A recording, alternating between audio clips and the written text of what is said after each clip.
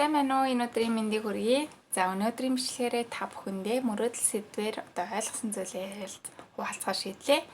За ингээд мөрөөдөл гэсэн сэдвийг өмнө сонсож байхдаа нэг хийсвэрч юм шиг хүүхдэл мөрөөддөг штэ гэж боддог байсан бол одоо бол шал эсрэгээрээ болсон байгаа.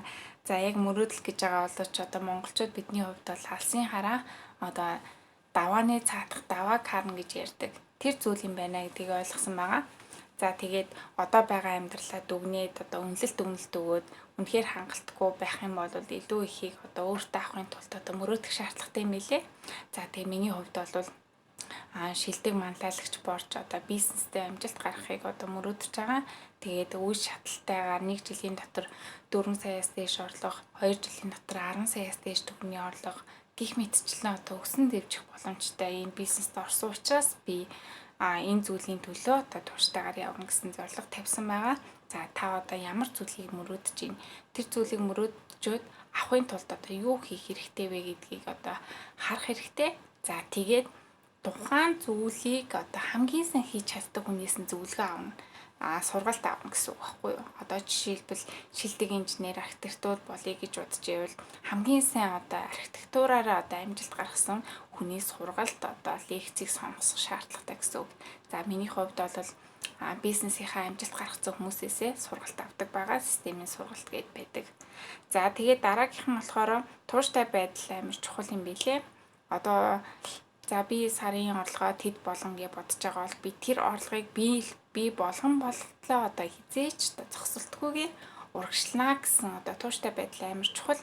За тэгээ болчи. За нэг оролдоод үзье гэсэн бодолгүйгээр би үнэхээр энэ зүйлийг авч чадна гэсэн бүрэн итгэлтэйгээр одоо тухайн зүйлийг одоо зорж өдөр бүр одоо хичээж хөдөлмөрлөж амьдрах нь маш чухал байгаа юм байна. За тэгээ шийдвэр гаргах нь амар чухал байгаа. За шийдвэр гаргана гэж нь юу гэсэн үг вэ гэхээр би одоо байраа томруулнаа. За би тэдэнд 100 сая төгрөгтэй болно. Би чадна. Би тэрний төлөөх одоо ямар нэгэн одоо сурах шаардлагатай юм байл сурна. Би очих газар байвал очино. Уулзах шаардлагатай хүн байвал уулзна гэсэн одоо өөртөө итгэх итгэлийг бол энэ шийдвэр гаргалтаас олж авдаг. За шийдвэр гаргасны дараа одоо мэдээж маш олон одоо проблемууд гарна. За проблем байгаа газар дараа нь одоо тухайн асуудлыг шийдсэний дараа бол амжилт үргэлж ирж байдаг. Нэг жижигхэн зүйл хүртэл амжилтыг дагуулж идэг байна. За тэгээд шантар зүйл гарах юм бол та үр дүн дээр төвлөрөх хэрэгтэй. Тухайн мөрөөдөлтөд хүрчих юм бол яах вүлээ гэдгээ сайн бодно. За би мөрөөдөлтөд хүрчих юм бол нэрээ үнэхээр ястай гоё байна гэх.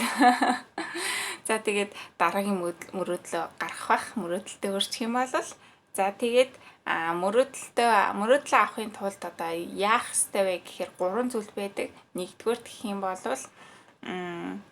шин зуршлаар өөрийгөө бүтээн. Тухайн одоо зүйлийг авах дайны одоо үн цэнтэй болно гэсэн үг байхгүй. Мэдлэг чадвараа ч нэмэгдүүлнэ. Эрүүл мэндийн хувьд ч гэсэн эрч хүч одоо юу байдیں۔ Чаддаг бүхнээ одоо илүү их чадваржуулахын тулд шин зуршилтай болгоно. Хоёрдугаар төлөвлөгөө гаргана. За төлөвлөгөө гаргачаад төлөвлөгөөнийхаа дагуу амьдрна. Төлөвлөгөөнөөс гадуур зүйлийг огт хийж болохгүй байх нэ. За гуравдугаарт гэх юм бол дүгнэлт хийн. Өдөр бүр одоо өнөөдөр хийсэн зүйлдээ дүгнэлт хийгээд за би юун дээр алдав, юун дээр онов гэж өөртөө одоо дүгнэлт гарна гэсэн үг байхгүй. Тэгээд засаж сайжруулад явах нэ. Ингээл юм бол та ерөөсөө өөрийнхөө хүссэн мөрөөдөлтөд бол ямар ч эргэлзээгүй хүрэх нь тодорхой, гол нь цаг хугацааны л асуудал гэсэн үг. За би сүүлд уншсан номноос ярих юм бол одоо нөгөө цайлагсад гэдэг ном байдаг штэ.